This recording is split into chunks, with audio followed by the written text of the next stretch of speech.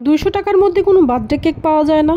আপনাদের ইনবক্স দেখে মাঝে মাঝে আমার মাথাটা একদম হ্যাং হয়ে থাকে। বেকিংসের জিনিসপত্রের দাম যে হারে বাড়তেছে মনে হইতেছে কেক বানানো বাদই দিয়ে দিতে হবে। বেকিংস রিলেটেড জিনিসপত্রের ব্যাপারে একটু ধারণা নিয়ে দেখবেন যে কেমন দাম, কেমন কস্ট, এগুলো একটু ধারণা নিয়ে দেখবেন, তাহলে আর এই কথা আমাকে কখনোই বলতে পারতেন না। আমাদের কিন্তু বেকিংস রিলেটেড প্রত্যেকটা জিনিস কিনে আনতে হয়। এই যে বোর্ড বলেন, ক্যারি বক্স বলেন, ক্যারি ব্যাগ বলেন, সব কিছুই কিনে আনতে হয় টাকা দিয়ে, তারপর আপনাদের কাছে সেল করতে হয়। আপনারা যে শুধু কেকের দাম দিতে চান, বাকি সব কিছুর দাম কে দিবে বলেন? এগুলো তো আমি আমার টাকা দিয়েই কিনে আনছি, নাকি ফ্রি দিয়েছে আমাকে? আর বলেন দোকান থেকে কেক আনলে তো বক্স দিয়ে দেয়, ব্যাগ দিয়ে দেয়। আরে ভাই, ওগুলার টাকা ওরা রেখেই দেয়। আপনাদের যদি দোকান থেকে কিনে অনেক সুবিধা হয়, আপনারা দোকান থেকে কেনেন। আপনাদেরকে তো কেউ জোর করতেছে না হোমমেড কেক কেনার জন্য। যারা একবার হোমমেড কেক খেয়েছে তারাই জানে যে হোমমেড কেকের টেস্ট, হোমমেড কেক যে কতটা লাভ হয় কিনলে, একমাত্র তারাই জানে। হোমমেড কেক অর্ডার করতে এসে আপনাদের কাছে রিকোয়েস্ট কখনো দাম নিয়ে বার্গেনিং করবেন না। এমনিতে এটা অনেক কম রাখা হয়। হ্যাঁ, অনেকে আবার বলতে পারেন যে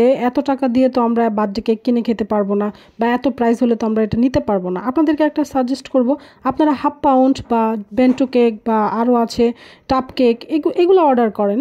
এগুলার প্রাইস কম, মানও অনেক ভালো, অথেন্টিক টেস্ট পাবেন, একদম ফ্রেশ জিনিস খেতে পারবেন। যাই হোক, আমার কথায় কষ্ট পাবেন না, আপনাদের শুধু বেসিক ধারণাটা দিলাম যে কেক বানাতে কিন্তু আমাদেরকে অনেক টাকা খরচ করতে হয়, ইনভেস্ট করতে হয়, তারপর একটা কেক তৈরি হয়, একটা কেক ডেলিভারি দেওয়া হয়। শুধু টাকা না, একটা কেক বানাতে কিন্তু শারীরিক অনেক কষ্ট করতে হয়, অনেক কাজ করতে হয়, অনেক পরিশ্রম করতে হয়, অনেক ধৈর্য ধরে কাজটা একদম কমপ্লিট করতে হয়। এটা কিন্তু অনেক ধৈর্যের একটা কাজ। যারা একমাত্র এই প্রফেশনে আছে, একমাত্র তারাই আমার এই কথাটা বুঝবে, আর কেউ বুঝবে না। যাই হোক, সব কথার মূল কথা হচ্ছে আপনারা কেকের প্রাইস নিয়ে বার্গেনিং করবেন না।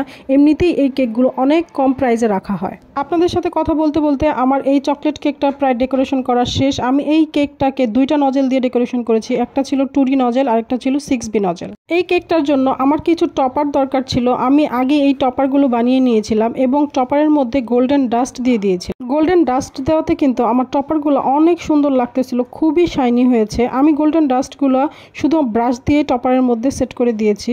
টপারগুলো ফ্রিজ থেকে বের করে সাথে সাথেই আমি ডাস্টগুলো ইউজ করেছি টপারের মধ্যে। টপারগুলো একটু ভেজা ভেজা থাকাতে আমার ডাস্টগুলো খুব সুন্দর করে লেগেছিল টপারের মধ্যে। কেকের উপর টপার বসাতে কিন্তু একটু বেশি ভালো লাগে।